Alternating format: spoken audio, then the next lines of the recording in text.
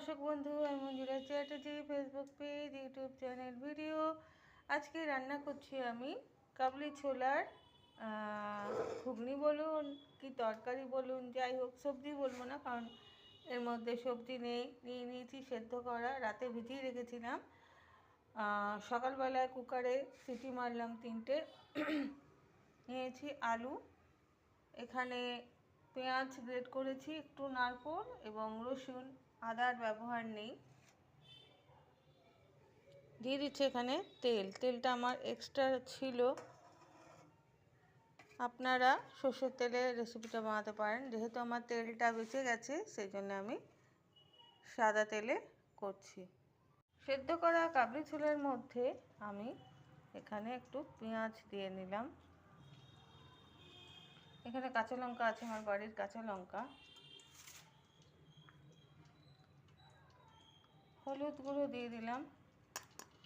আচ্ছা, এই যে মশলাটা আছে, এই মশলাটার মধ্যে সব রকম মশলা দেওয়া আছে। তেজপাতা, জিরে, গরম মশলা, তারপরে হচ্ছে গোলমরিচ, সব কিছু দিয়ে এই মশলাটাকে তৈরি করা হয়েছে। আর এই মশলাটা খুব সামান্য পরিমাণ দরকার, মানে নেওয়া লাগে আর কি। এইটা দিয়ে দিলে আর কোনো মশলার প্রয়োজন পড়বে না। দেবো এখানে লবণ।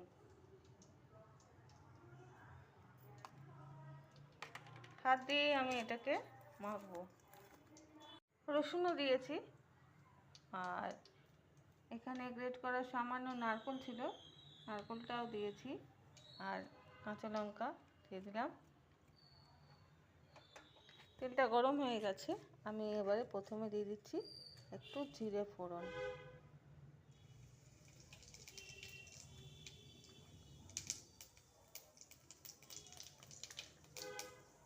দিয়ে দিচ্ছি এখানে কাঁচা লঙ্কা।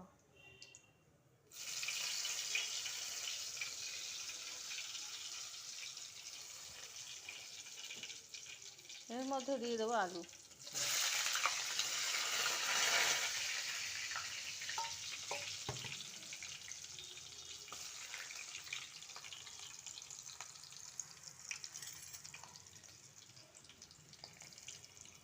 একটু নাড়াচাড়া করে দিলাম। মশলাটা ভাজা হয়ে গেছে, দিয়ে দিচ্ছি কাবলি ছোলা।